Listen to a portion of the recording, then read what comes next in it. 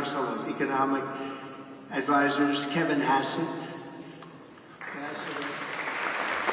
Ambassador Robert Lighthizer, terrific person, former Secretary Wilbur Ross, former Treasury Secretary Steve Mnuchin,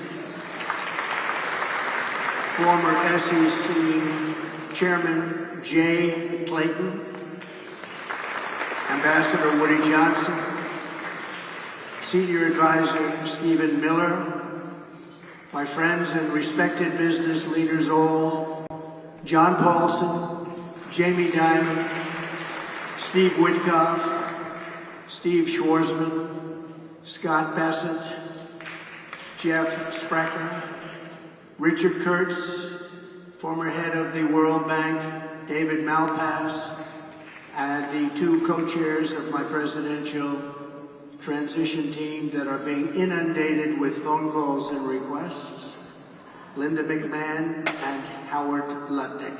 Thank you. As we gather today, we have an economic disaster on our hands. We have an economy in crisis, a failing nation, a nation in serious decline, under the radical policies of my former opponent, Joe Biden, and my new opponent, Kamala Harris. 1.3 million workers have become unemployed in the past 12 months. I don't know if anybody knows that. The typical American family has lost over $28,000 due to rampant and record-setting inflation.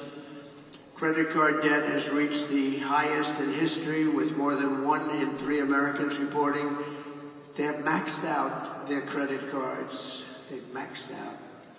Families now need to earn an estimated $110,000 a year to afford a typical home, meaning 65% of households are locked out of buying just an ordinary house. Gasoline prices, grocery prices, electricity prices, mortgage rates, and virtually everything else are up 30 to 100% since I left office. 8.4 million Americans are now working second jobs, the highest in more than 30 years. The real wages of African American workers are down by over 6%, a short period of time. The real incomes from Hispanic men are down 6.6%, or $3,600 per year, and on top of that, African Americans and Hispanic American jobs are under massive threat from the invasion taking place at our border. They're taking the jobs of Hispanic Americans, African Americans, and nobody talks about it, but I won't let it happen. Yet after presiding over the border, the worst in history for any country, there's never been a border like this. 21 million people, we project. This total economic catastrophe, the borders are, Kamala Harris has now been slotted in by the Democrats to be reelected. She wants 4 more years to enforce a radical left agenda that poses a fundamental threat to the prosperity of every American family and America itself. And we're talking about America itself. She wants to defund the police, have totally open borders, ban fracking in Pennsylvania and everywhere else, take away your private health insurance, and perhaps most pertinent to the very brilliant people in this room, raise your business and corporate taxes, and unbelievably, she will seek a tax on unrealized capital gains. Most people don't even know what that means. What does it mean? She has been after all of this for years, and as everyone knows, she is a Marxist who destroyed almost single-handedly San Francisco, and when she was the AG, California itself, not the same place. People are leaving. They're fleeing like they are in New York. She'll seek out and she will try and get those things if she's elected, and she may very well succeed. in getting them. She recently said her values have not changed, and these have really been her values for her entire career. Her values haven't changed. That's what she wants. So she told the truth. We're not going to let this happen. Communism is the past, freedom is the future, and it is time to send Comrade Kamala Harris back home to California, where crime is rampant and fleeing is the #1 occupation. I'm here today to lay out my plan to rescue our country from this nightmare and to bring back to its citizens the American dream, bigger, better, and stronger than ever before. 8 years ago, I came before you as a candidate for president and shared my vision to end the stagnation and return to rapid growth. That's what we did. As president, I am very proud to say that we accomplished something that nobody thought that was even possible. Before the pandemic, real median household income rose by $7,684. And even after the pandemic, annual incomes were up $6,400. The average American household saw a $197,000 increase in real net worth in 48 months. For the bottom 50% of households, average wealth more than doubled, increasing by 121%. Lowest income people benefited the most. After 12 years of decline, we added nearly 7 million new homeowners. Never happened before. And in 3 years, we created 7 million new jobs, 260% more than projected when I took office. When I took office, they said you couldn't hit those projections, and we were 260% higher than what we said we could do. From the day I won to the day I left, the S&P 500 increased by 80%, and we did it all with virtually no inflation. We had virtually no inflation. Think of that. Who could believe that? I delivered the largest tax cuts and reform in American history by far, slashing rates for working families and cutting the business tax from the highest in the world. We had the highest in the world, 35%, and actually, when you add local and state numbers that were getting close to 50, but much, much higher, nobody's ever seen. We brought it all the way down to 21%, which everybody said was impossible to do. And I heard it from everyone. They said, you'll never be able to do that. And I got it down to 21%. I cut a record number of job-killing regulations. In 4 years, we cut more than any president in the history of our country, by far. I'm proud to be president of modern history to achieve a net regulatory reduction during my term, and it was a substantial reduction, and for every regulation we added, we cut more than 5.5 regulations. We unleashed American energy, and within 3 had increased domestic oil production by 47%, and we were just getting started. The price of gasoline was $1.87 a gallon. Doesn't that sound good right now? We negotiated and renegotiated more than 50 trade agreements with other countries that were taking advantage of us, as they all do, to protect the American worker and to open foreign markets, and we did a great job. I ended NAFTA, the worst trade deal ever made in the history of our country, and replaced it with the USMCA, perhaps the best trade deal ever made in history. That's Mexico and Canada. I stood up to China like no one else before me. No one came even close. And I saved the US auto industry from obliteration with a 27.5% tariff on all Chinese cars that remains in place to this day. They want to take it off, but they can't, because number one, it's too much money, and number two, we would be invaded by Chinese cars on top of the other invasions that are taking place. Without it, our auto industry would be dead. And now I am going further. We will bring our automaking industry to the record levels of 37 years ago, and we'll be able to do it very quickly through tariffs and other smart use of certain things that we have that other countries don't. For 4 straight years, I fought for American workers like I would fight for my own family. I took care of our economy like I would take care of my own company. In every decision I asked, will I create jobs here or will I be sending jobs overseas? Will it make America richer and stronger, or will it make our country weaker and poorer? I always put America first every single time. And when our country was hit by the China virus, we saved the economy. We rescued tens of millions of jobs. And after COVID, I handed Kamala and Joe the fastest and strongest recovery ever recorded, nothing even close. With 1.4% inflation, the 30-year mortgage rate was at 2.4%, and the highest stock market in history. This is despite the pandemic. To date, I handed them back the highest stock market to date after having just suffered with the rest of the world a pandemic, the likes of which nobody had ever seen before.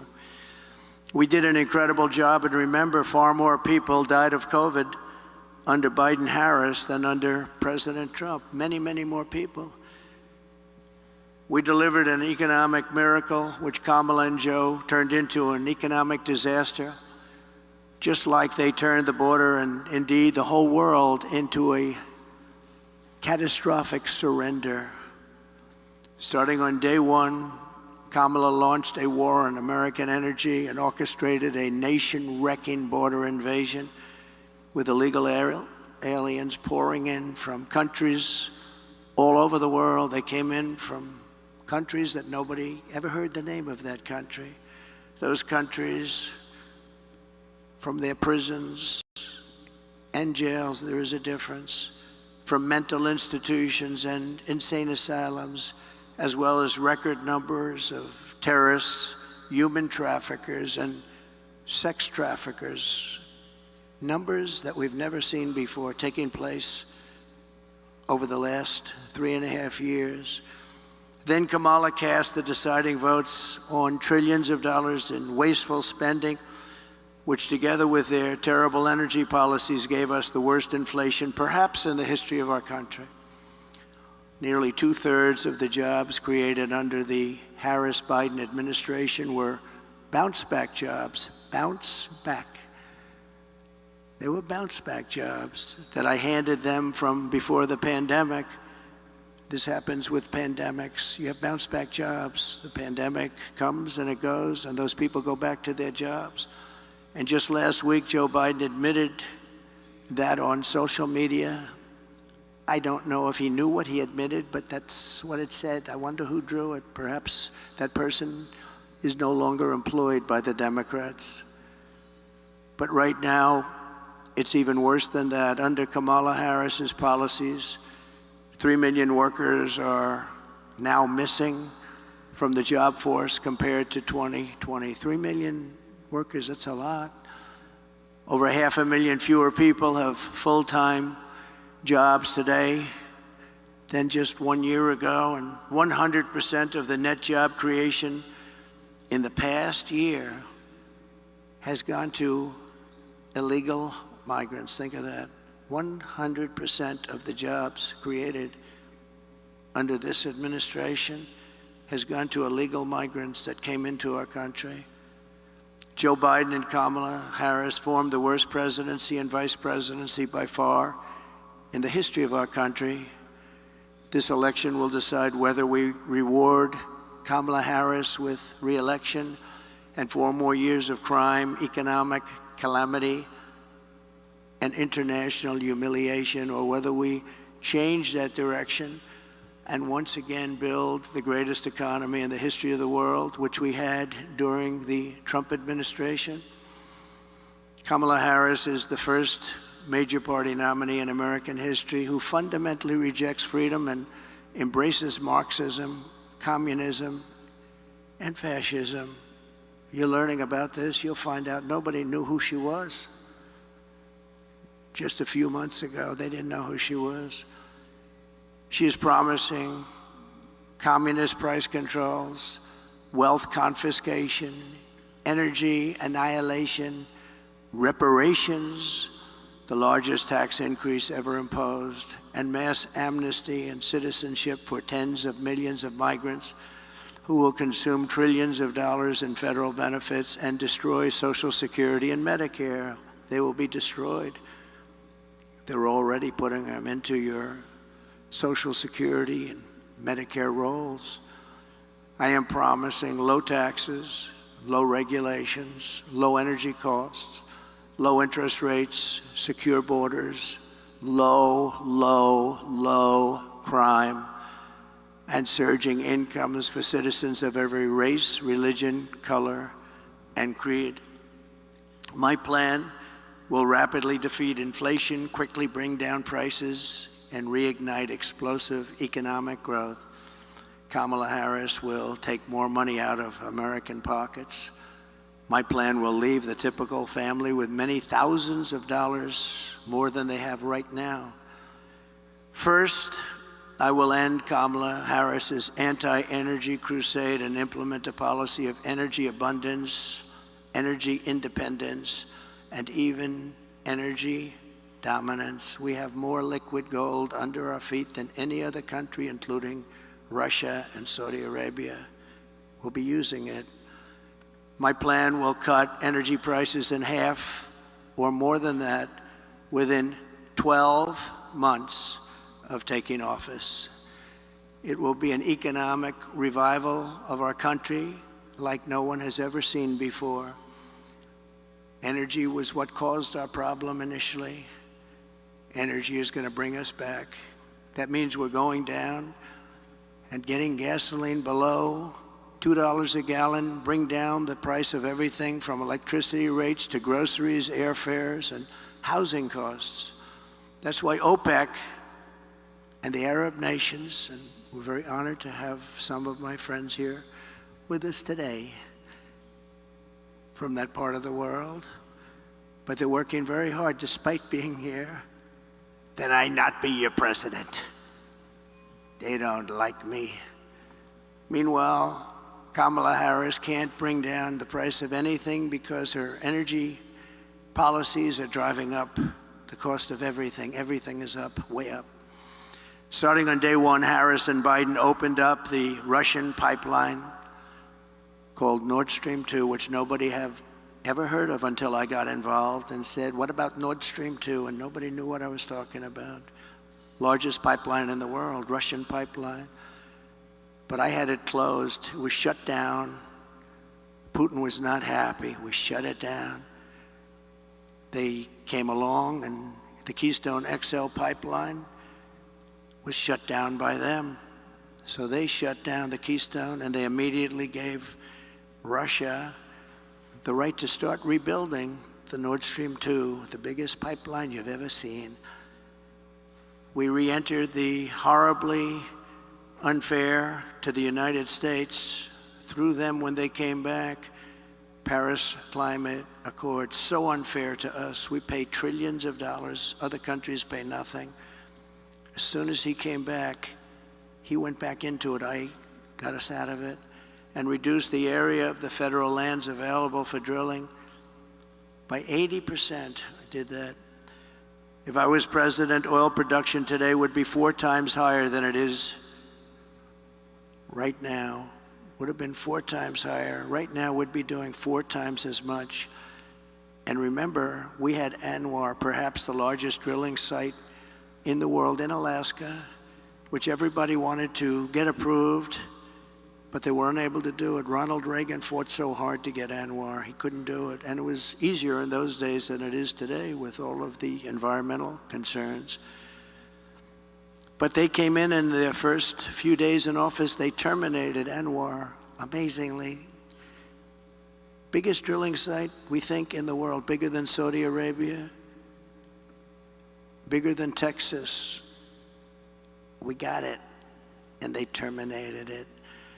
Under the EPA's so-called power plant rule, more than 50 power plants have been shut down since she took office, and virtually all coal-fired power plants will be shuttered in the next couple of years, setting the stage for a catastrophic energy shortfall, which we already have, that will make inflation far worse than it has ever been.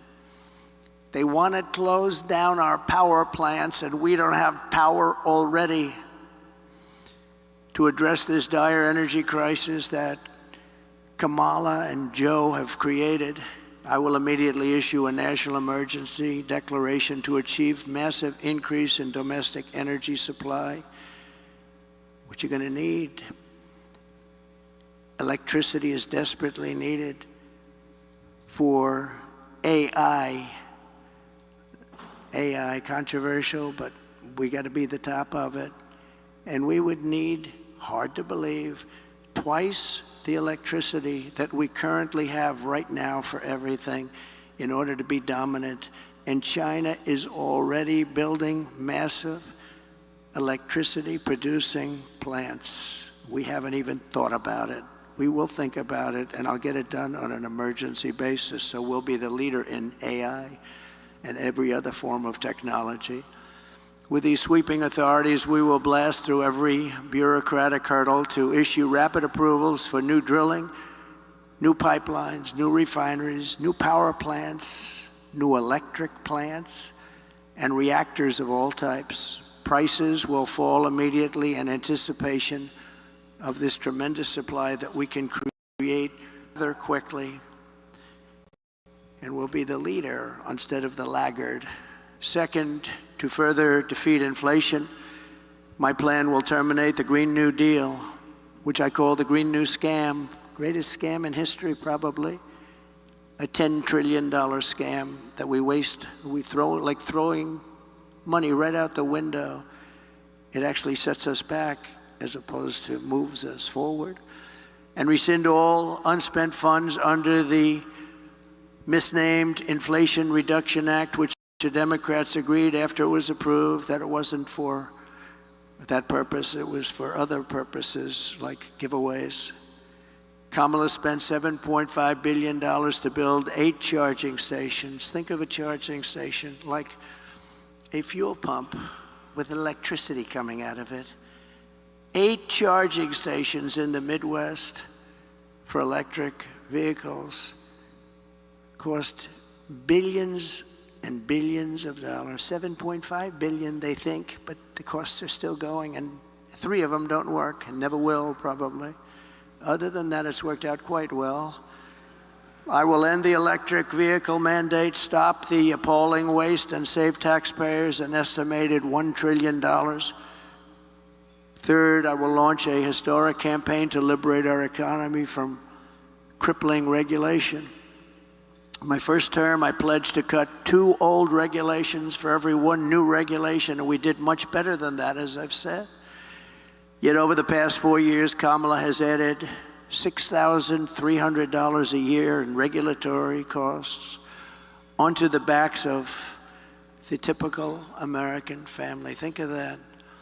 To stop this onslaught and lower prices, I'm pledging today that in my second term, we will eliminate a minimum of 10 old regulations for every 1 new regulation. We'll be able to do that quite easily, actually. And instead of attacking industries of the future, we will embrace them, including making America the world capital for crypto and Bitcoin.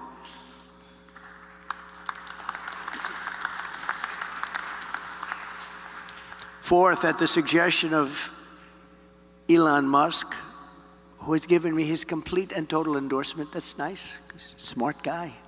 He knows what he's doing. He knows what he's doing. It's very, very much appreciated.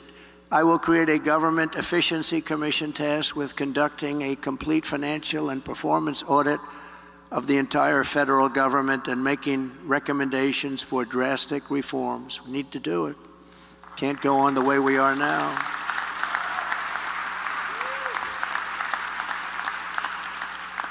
And Elon, because he's not very busy, has agreed to head that task force. Be interesting. If he has the time, that'd be a good one to do it, but he's agreed to do it. In 2022, fraud and improper payments alone cost taxpayers an estimated hundreds of billions of dollars. As the first order of business, this commission will develop an action plan to totally eliminate fraud and improper payments within 6 months. This will save trillions of dollars, trillions. It's massive. For the same service that you have right now, trillions of dollars is wasted and gone, and nobody knows where it went. Further taming inflation and bringing prices way down. The fifth pillar of my plan is to make the Trump tax cuts permanent. They are massive tax cuts, biggest ever, permanent.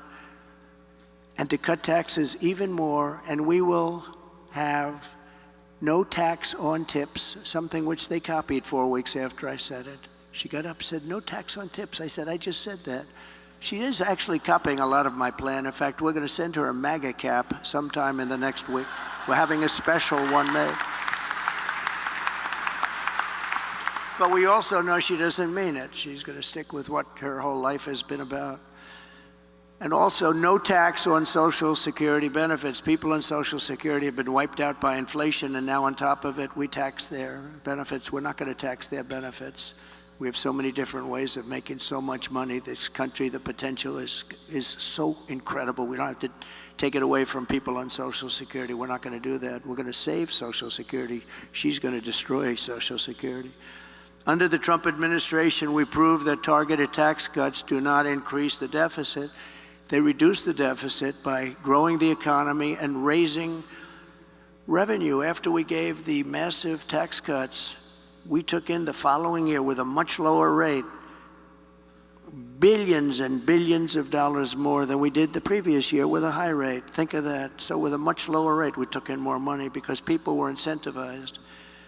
Corporate tax revenues are 31% higher today than before my tax law was signed. With all of those cuts, 31% higher.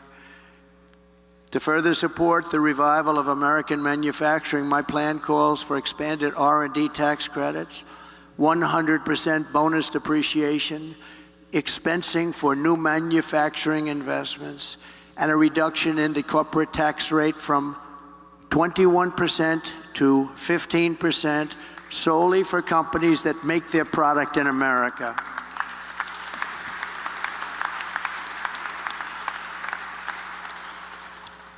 You have to make your product in America. If you outsource, offshore, or replace American workers, you're not eligible for any of these benefits. In fact, you will pay a very substantial tariff that comes in from another country, that's made in another country and comes in. There'll be a big tariff on that product because we want to make our goods in America, and most of them we can. My message is simple. Make your product here in America, and only in America. We are not going to be taken advantage of anymore, just as we made great inroads and progress 4 years ago. We made tremendous inroads on this subject.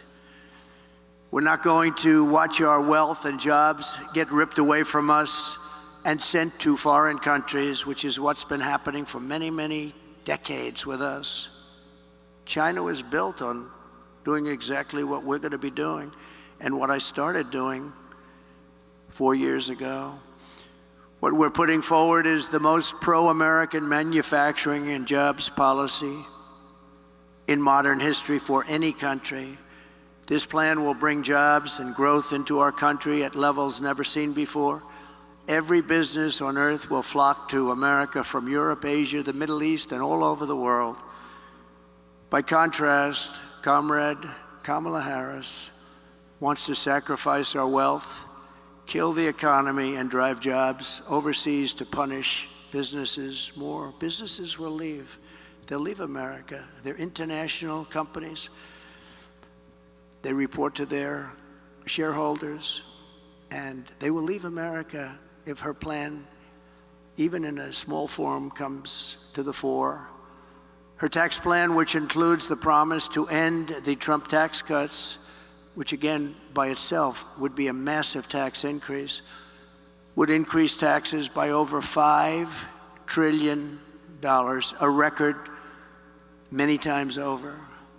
It would result in the largest small business tax hike in history, massively raising taxes on 25 million small business people and raising small business tax rates to 43% and higher. In other words, 20% higher than communist China. Kamala is also vowing to raise the corporate tax rate from 21% to 28%. We're bringing it down to 15%.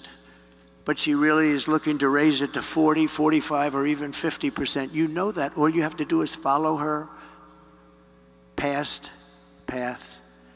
Radically raise the capital gains tax rate, which she wants to do, and they don't even want to give a number. And for the first time ever, impose a 25% tax on unrealized capital gains. So if you happen to have a lot of wealth but no cash, you're in a lot of trouble. This will lead America into a 1929 depression, and it will be a depression and a territory that we have not seen for a long time. There's a gentleman that happens to believe that, Scott. These policies, especially the tax on unrealized capital gains, would decimate the U.S. economy. Companies and innovation would flee from America to other countries. Venture capital markets would disappear, the stock market would be annihilated, and investors assess the tax liabilities of large shareholders. The seniors and senior pensions would totally go up in smoke. They'd be worthless. These are not the policies designed to create a prosperous America. These are policies to turn the United States into Venezuela on steroids. Even if for this reason alone, Kamala Harris must be defeated decisively this November. Has to be defeated. We cannot have her be the President of the United States. Under Kamala, the United States is becoming a third world banana republic. She and her party are censoring speech, weaponizing the justice system, and trying to throw their political opponents, me, in jail. This hasn't happened. I didn't do that to crooked Hillary. I said, that would be a terrible thing, wouldn't it? Putting the wife of the President of the United States in jail. But they view it differently, I guess, nowadays, but that's okay. And they always have to remember that two can play the game. Nobody ever thought this was possible. This is how you create massive capital flight and turn once prosperous nations into absolute ruins. I will have no higher priority as president than to restore the fair, equal, and impartial rule of law in America. We have lost the rule of law. Who would have thought?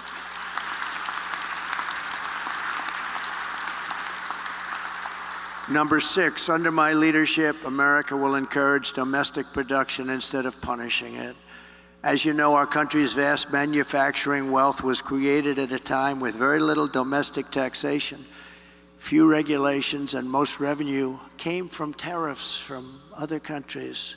That was when we were at the wealthiest ever, proportionately. We were the wealthiest country ever during those days. That was before income tax came along. Now we foolishly do the opposite. We impose lower tariffs and no tariffs on foreign producers.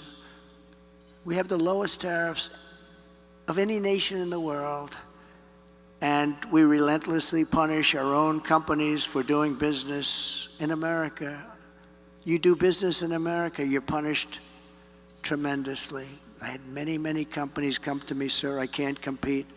They're sending kitchen cabinets, washers and dryers, everything. I can tell you, every motorcycles, they're sending them here, sir.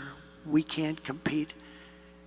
And I made it so they could compete and thrive. Every one of those people, we should get them up and talk to you one day, because every one of those people comes up to me, and every time I see them, they hug me, they kiss me, they love me, because I saved their businesses. I intend to reverse this model and once again turn America into the manufacturing superpower of the world. We can do that just with being intelligent. The key to this effort will be a pro-American trade policy that uses tariffs to encourage production here and bring trillions and trillions of dollars back home. And you know what? We deserve it. We've been helping other countries get rich at our expense. For the last 50 years, we've been pouring our money into other countries, getting nothing for it. We protect them militarily. We do so much for them. We get nothing.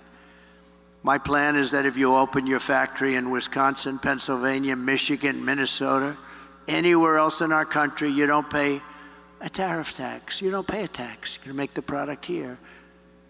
But if you move your production outside of the United States and send it back here, which people are doing now, and I stopped it cold, but they've changed that already, then you'll have to pay a very substantial tariff to get your product back into the country. The result will be that everybody in the world will want to be here and they want to produce here. They're going to want to produce their product in America. It's going to say made in the USA.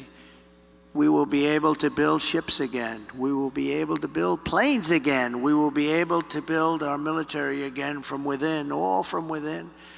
We will create the biggest, greatest, and strongest middle class in the history of our country.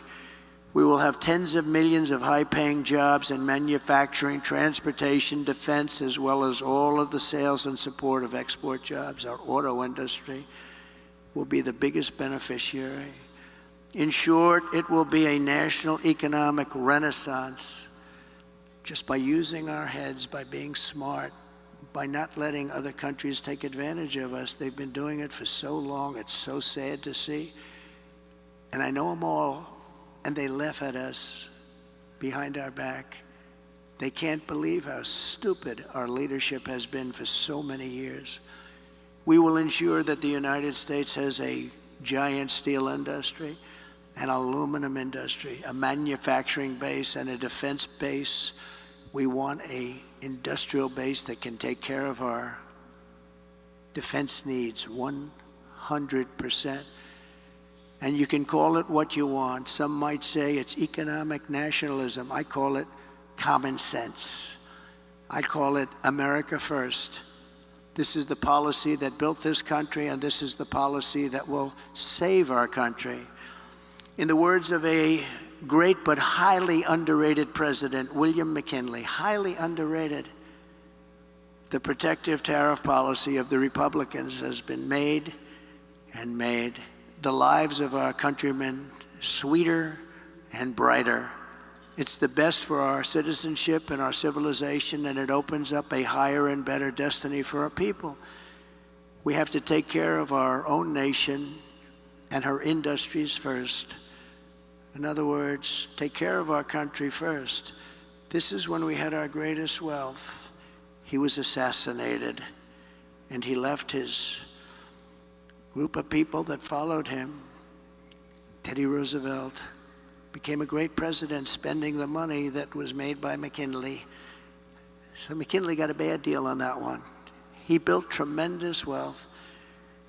They had the Tariff Act of 1887, and they had a committee that studied, what are we going to do? They had a big problem, a problem like I hope to have with this country someday. So much money was coming in from foreign countries that they didn't know how to spend it. They had no idea.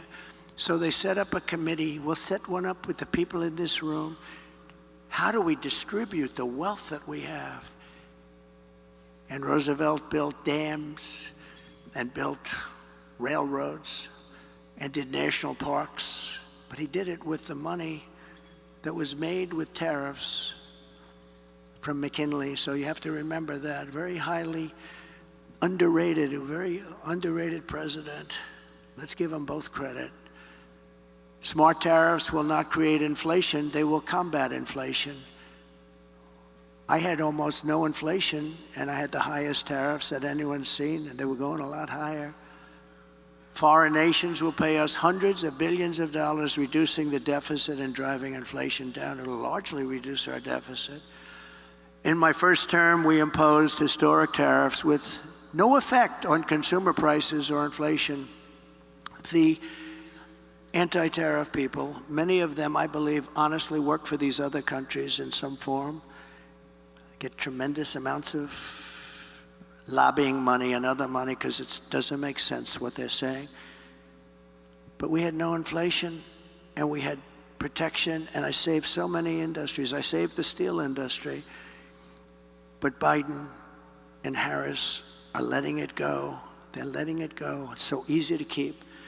A combination of fair trade, tax cuts, regulatory cuts, and energy abundance will allow us to produce more goods better and cheaper right here in the USA than we've ever done before. And foreign nations will respect us again. I got along great with foreign nations, and I taxed the hell out of them. And they liked me. Maybe they respected me.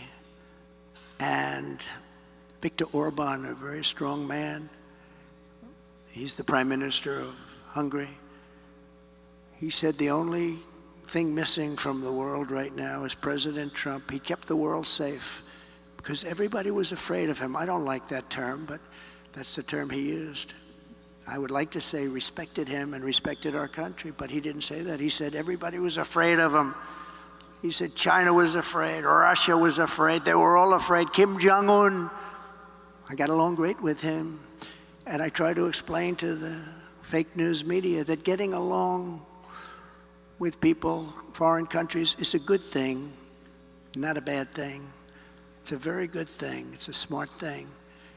We will require all essential materials for our national security to be produced here in the United States, creating millions and millions of new manufacturing jobs. You know, when we built the F-35, we have the wings built in one country.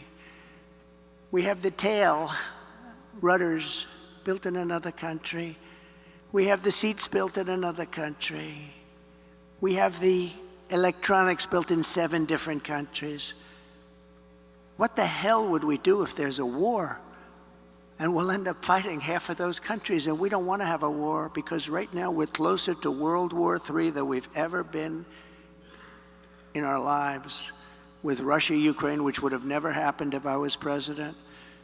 With October 7th in Israel, the whole Middle East is blowing up. Would have never happened. They would have never happened. Respectfully, Iran was broke. They had no money for Hamas. They had no money for Hezbollah. It wouldn't have happened. There would be peace in the Middle East, and Iran would be a big beneficiary of that peace. It'd be good. But all of these things that happened, and inflation would have never happened. And Afghanistan would have never happened. The worst withdrawal in history. I believe the most embarrassing moment in the history of our country. In fact, that's what caused President Putin to go into Ukraine. When he looked at how incompetently that was handled, he looked at it and he said, man, they're incompetent. That was the most embarrassing day in the history of the United States of America. Airplanes taking off with many people sitting on the wings of the plane and the side of the plane and the wing, and you see them dropping off the planes at 3,000 feet. They thought it was their trip to freedom. There's never been anything like that, and I think there's no greater embarrassment. By the way, we lost 13 incredible soldiers. I got to know the families very well. Spent a lot of time with them 4 days ago in Arlington Cemetery. 3 years ago, they were celebrating 3 years, honoring their children. And yeah, that's right, they call them their children. They still call them, they always will call them their children. They're gone. And many of those people there should have never left from there. They should have left from Bagram, the big air base. But many of those people that were so badly hurt, they don't talk about them. No legs, no arms, obliteration of their face, their entire body, and nobody mentions that. We left Americans behind, large numbers. We left $85 billion worth of equipment behind because we took our military out first. A child would know you don't. You take your military out last. And just remember one final point on that. because it's a little bit different from our subject, but not really, because it's all about our country and common sense. But for 18 months, I spoke to the leader of the Taliban. The press was very upset that I spoke to him. His name is Abdul. I said, Abdul, don't do this, Abdul. Don't do this. But why, he said, do you send me a picture of my home? I said, Abdul, you're going to have to figure that one out for yourself. But don't do this, Abdul, because it's going to end badly for you. And for 18 months, we didn't have one soldier shot at or killed in Afghanistan. And then we took our soldiers out. We had a very, very disgraceful election. And this group came in, and they didn't know what the hell they were doing, and they still don't. They've gotten worse. You know, with experience, you're supposed to get better. They got worse. They're worse now than they ever were. And we're going to turn our country around. We're going to become a major producer of rare earth minerals.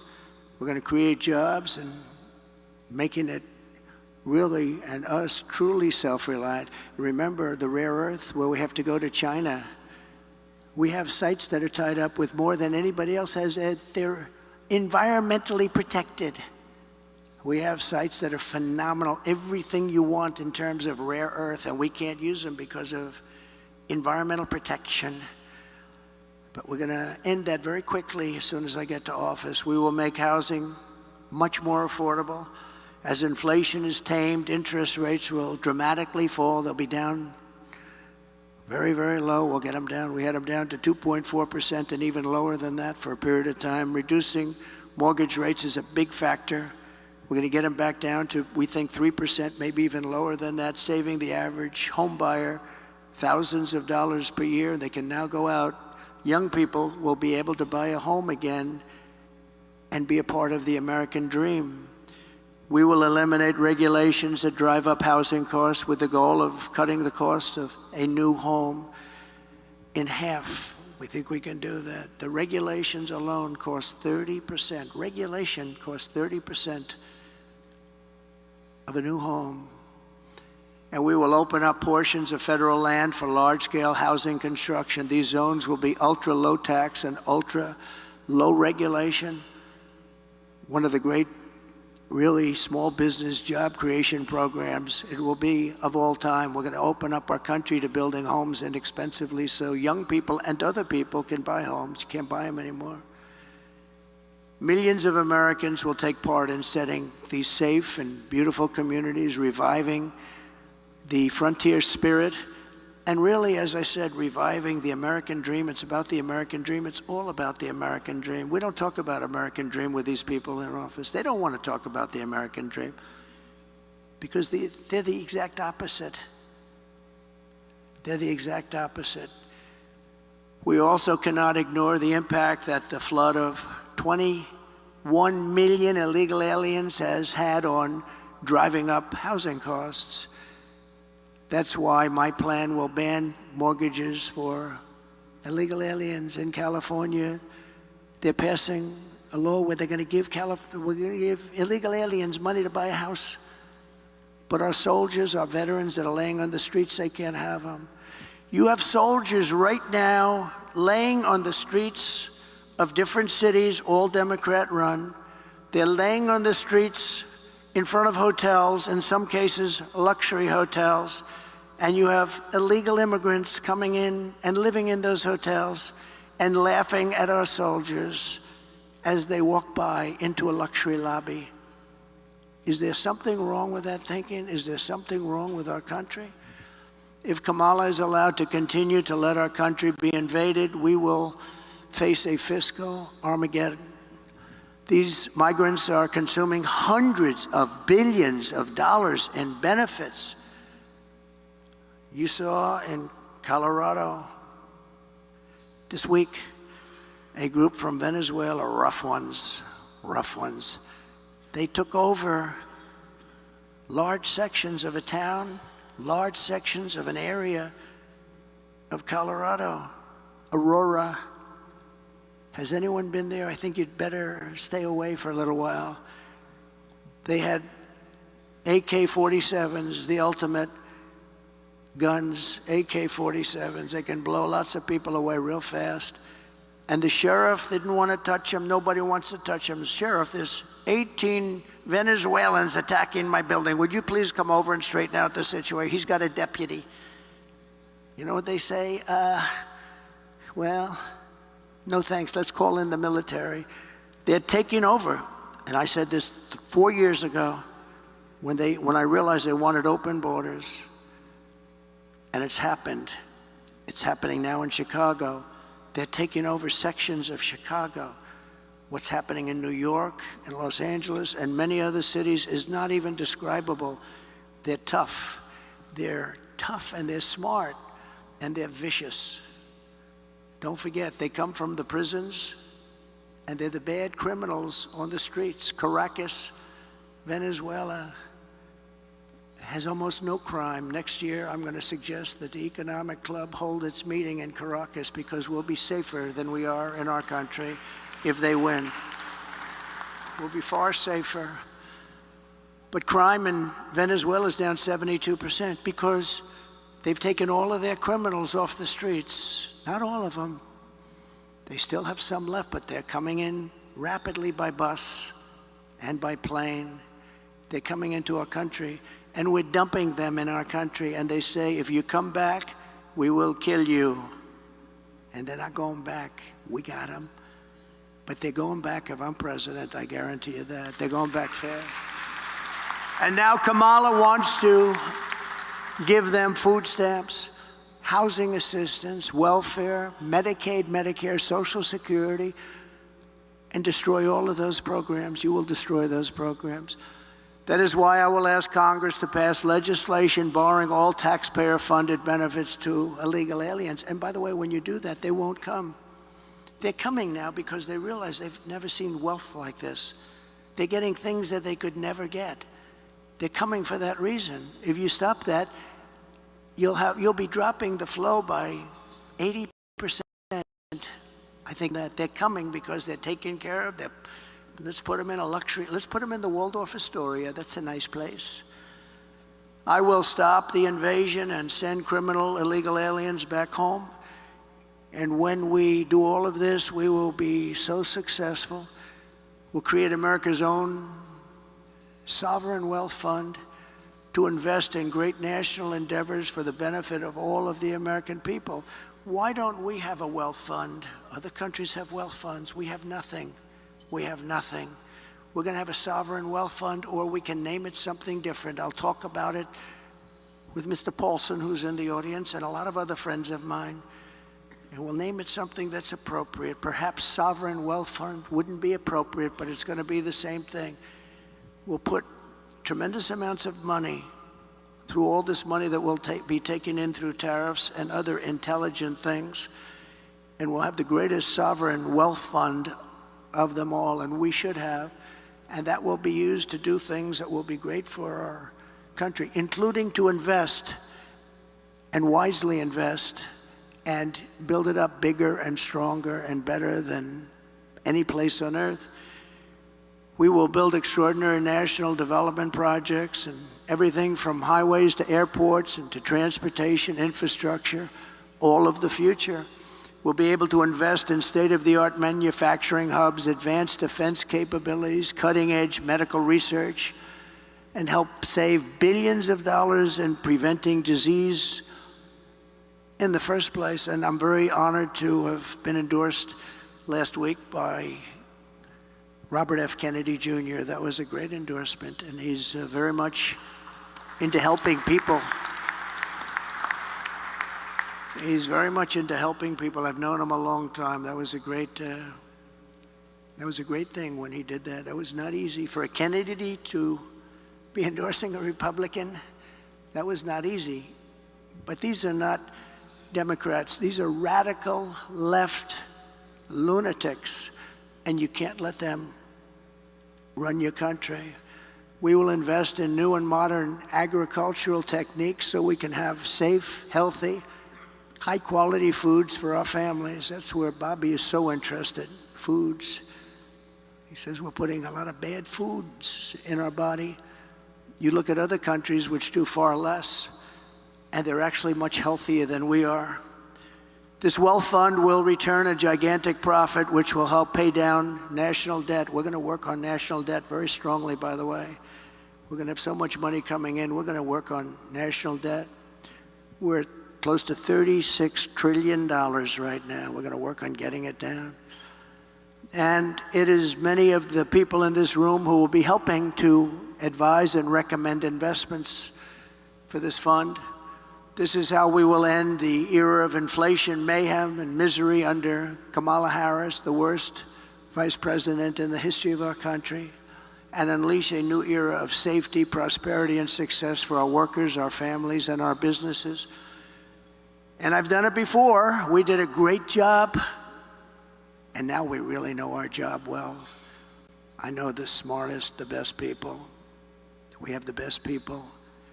We have people that, many in this room, they know exactly what we want to do. You know, it's interesting having experience, because I won an election. I went to Washington. I was only in Washington 17 times. I never stayed over. That's according to the fake news, but I think they're right. But I got to know Washington well. And I know the smart ones and the dumb ones. I know the ones that can help make us great and the ones that can only take us into bad territory.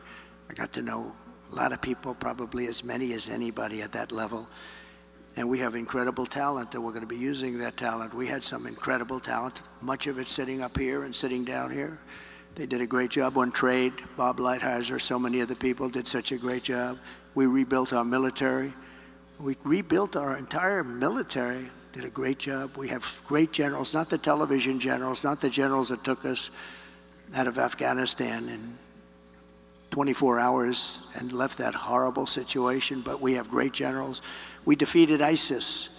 It was supposed to take 5 years. It took me 4 weeks. 4 weeks. Our generals did a great job. We have great people in our military, and our military is not woke. Believe me, you couldn't get these guys to be woke. Some of the guys on top are woke, but those aren't the ones that are great.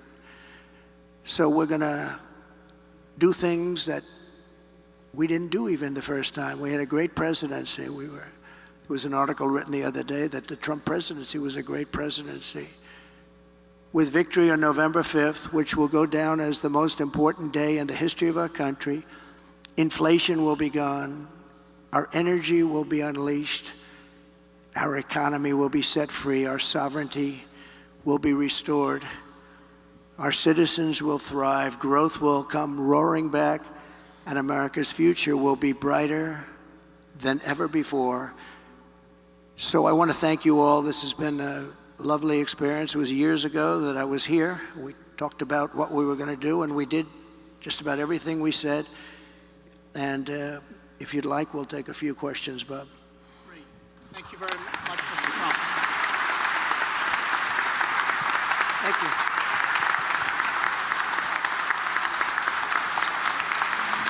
Thank you very much.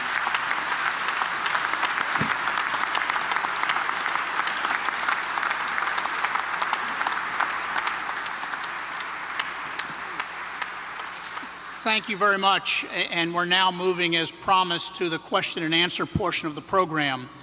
Our four very able questioners today are H. Rajan Cohen, the Senior Chair of Sullivan & Cromwell, Sandra Gerber, Founding and Managing Partner, CEO and CIO of Hudson Bay Capital, Mr. John Paulson, founder of Paulson & Company, and Rashma Sanjani, founder and CEO of Girls Who Code and Moms First.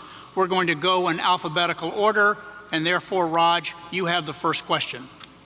Thank you, Bob, and thank you, Mr. President. Thank you.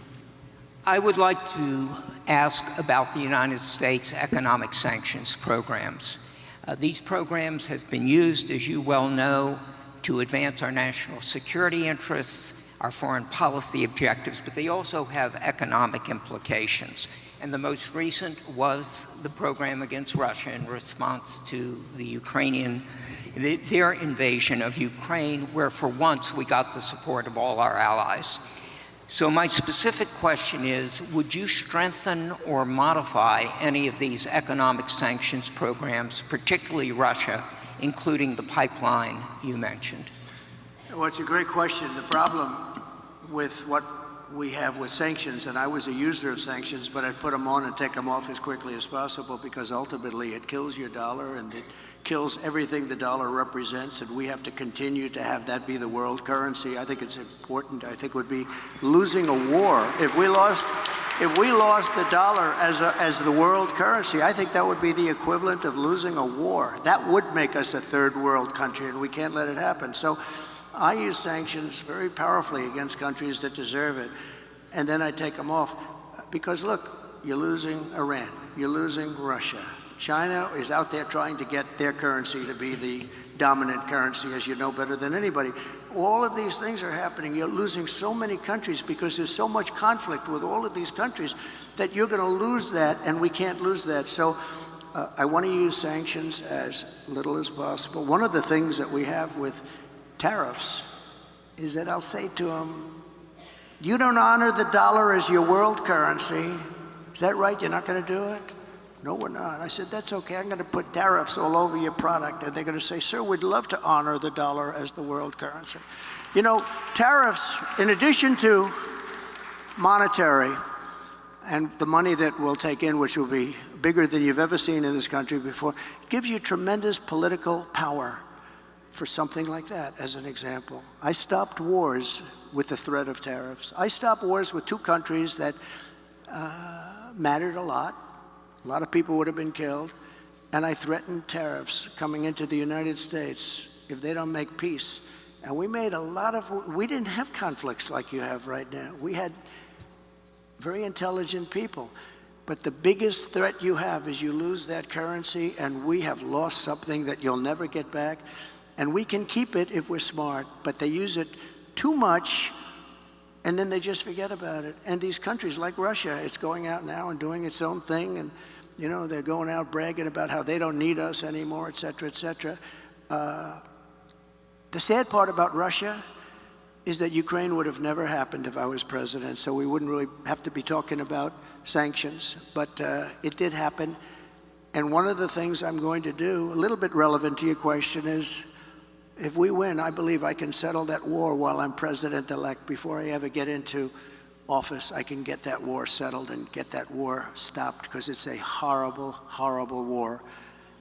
And far more people are killed in Ukraine, far more people than you're realizing. They'll knock down this massive building, amazing, the size of these buildings, they'll knock it down. They'll say nobody was injured. No, a lot of people were killed. The real numbers are far greater than what people are looking at. So I think it's a very important thing. Sanctions have to be used very judiciously, and you can win. We have things much more powerful, actually, than sanctions. We have trade, but we cannot lose our dollar standard. Very important. Thank you very much. Great. Sander? Thank you, Mr. President, for all the details on your economic policy. As you alluded to, tariffs are the other side of sanctions. And given that China is our major trading partner with our largest imbalance and possibly our chief national security threat to the United States, how can we better institutionalize trade policy and national security policy to be coordinated? So I had a great relationship with President Xi of China, really very close relationship. Now look, he likes China, I like us, so. But I don't want to sound foolish. He was my dear, dear friend. He's a tough guy. He's a fierce person. I say very smart. You know, when you say he's smart, the fake news goes crazy. He said President Xi is smart. And I say, yeah, well, he controls 1.4 billion people with an iron fist. He's smart. But we had a very good relationship with China until COVID. And when that came in, it was a whole different ballgame as far as I was concerned. You know, we made a great China trade deal, maybe better than the USMCA, and I'd never talk about it because what happened with COVID for the whole world, $60 trillion and, you know, deaths, 70 million, 60, nobody even knows how many deaths. And it all came out of Wuhan, so it changed my relationship. But I think I'll have a great relationship with China. I had one before. And they respected us, but they respected us because they no longer thought we were fools. They used to think we were fools because we built China. They would take over $500 billion a year and use it for their military and other things. And we got nothing out of that. We got some cheap product. You can buy 19 pencils instead of 2. Who the hell cares? You can buy 16 dolls for your daughter instead of 2 nice dolls. And we got very little out of that relationship. They got a tremendous military power, and they still have it today. So, but I believe we will have a very good relationship with China and with a lot of other countries that we're not getting along with too well today. And things are going to straighten out. We're going to get them straightened out very quickly. Very important that we get along with the rest of the world. You know, we have things today called nuclear weapons. I rebuilt our whole military, including our nuclear capability. And so I got very familiar with it. And, you know, I say this often because I had an uncle who was the longest serving, I believe the longest serving, I was told that by MIT, but he was there 39, I guess, or 41 years, longest serving professor in the history of MIT, and nuclear was something he knew a lot about. And we used to talk about it. I'd say, Uncle John, there's no way. He was telling me about this incredible power that was being unleashed potentially. And I say, Uncle John, you could never. And you know what? He was very modest, because I've seen the destructive capability. And this world is going to have to get along, because if that's ever unleashed, we already have too many countries that have at least remnants of it, some of it. But probably 5 countries, if you think. And Kim Jong-un, when I went to the White House after winning in 2016, I sat with President Obama, which is a ritual. And you sit and you talk. And I said, what's the biggest problem? He said, North Korea is the biggest problem. I don't think it's solvable. I said, have you tried calling him or talking to him? And actually, the answer was yes, and he wasn't responded to. But I did, and we were very safe. It started off a little rocky, if you remember.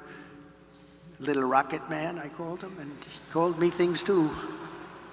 He's got a red button on his desk. I said, I have a bigger red button, and my red button works.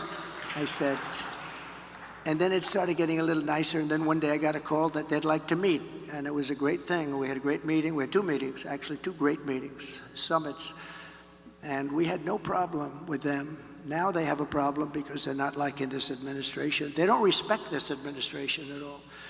So we have to get along. We have to get along. We can't have World War III. You're going to end up in World War III. Just like you should have never had Russia go in. It would have never happened if a competent person led us. It would have never happened. He led them into it. And I'm not blaming Biden. But you know what? What he was saying was exactly the wrong thing. I said, we're going to have an invasion because of a lot of the rhetoric. It was stupid rhetoric. But it would have never happened, not only for that reason. Oil was down low. You know, oil was almost at $100 a barrel. So Putin is one of the only people. I mean, nothing's easy in life. But Putin at $100 a barrel, war works. At $40 a barrel, it didn't work at all. So we're going to get back to a intelligently run place, a place where other countries aren't using the word nuclear. That word was never talked about because I knew the power of it. And I talked to Putin about it. I talked to President Xi about it. I think we were going to you remember the talk where we were going to reduce nuclear capability substantially. All 3 of us, we're going to start it. We're going to reduce very substantially.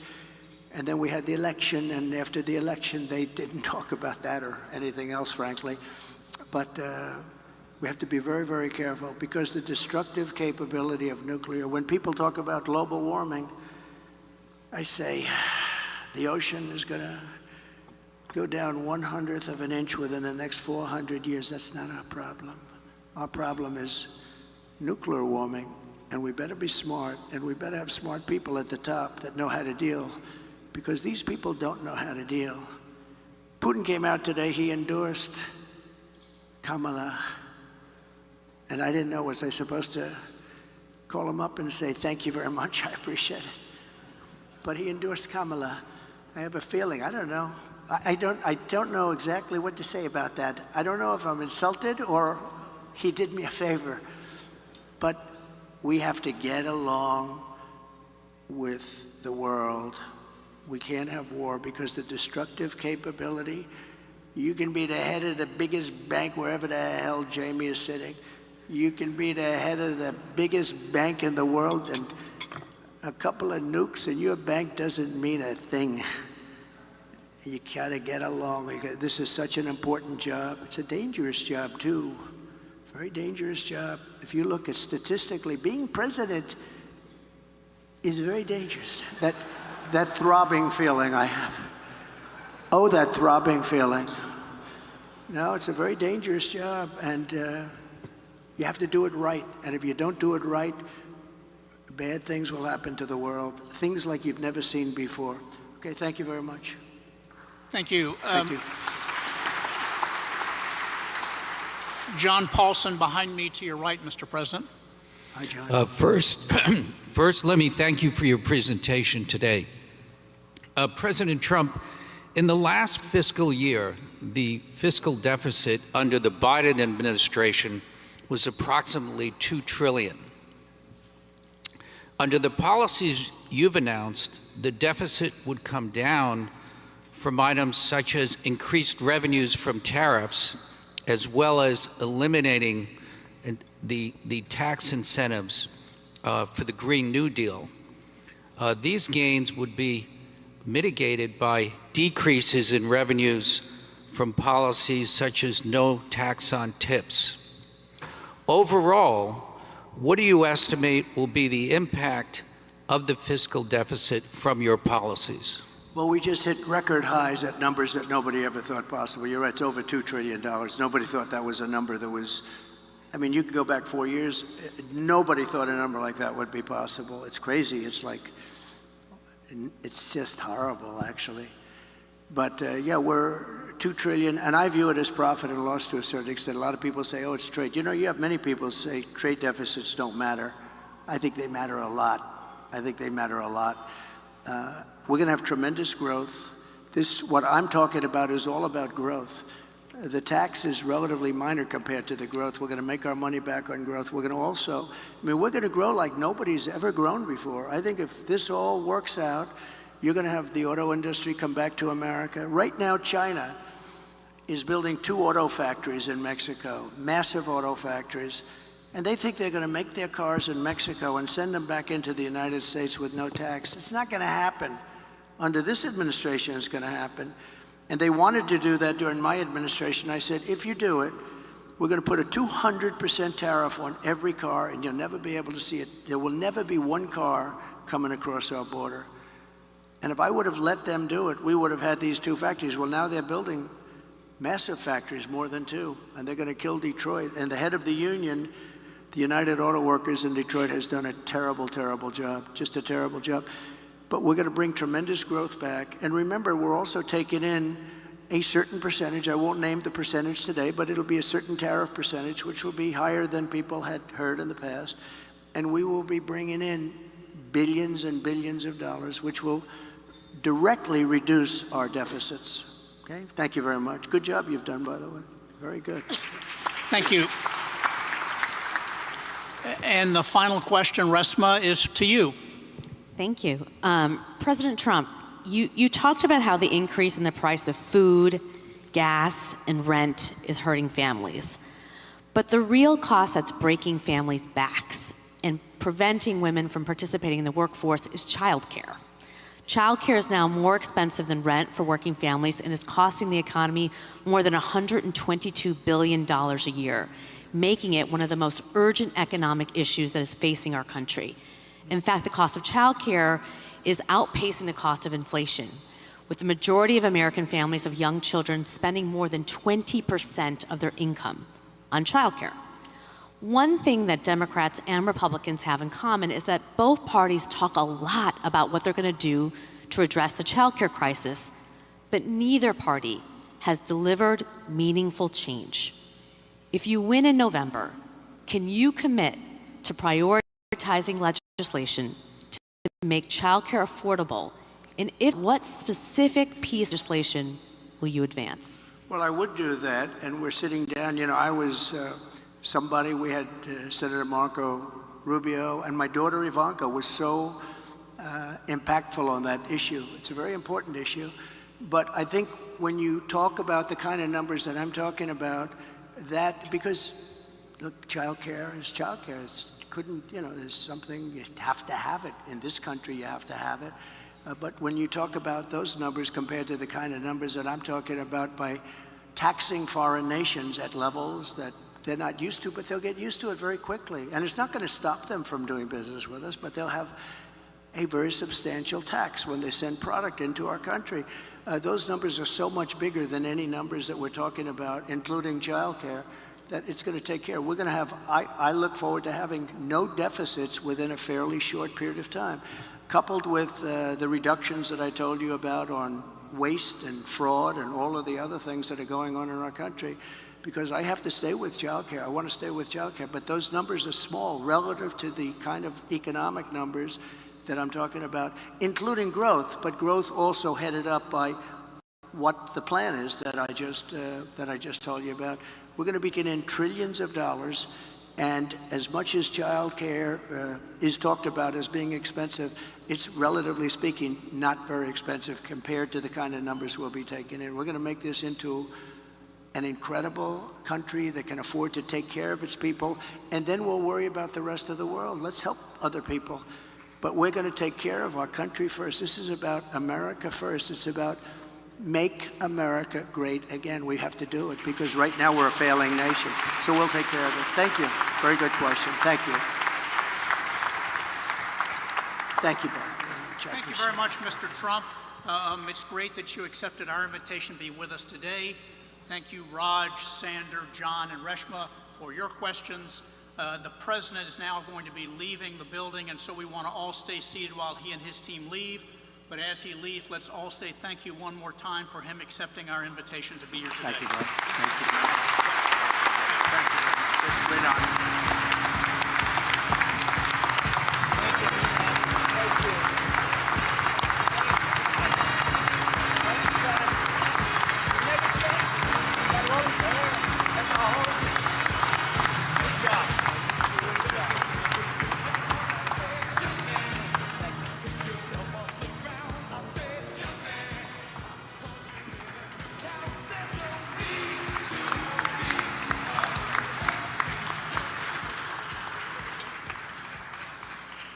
Thank you all.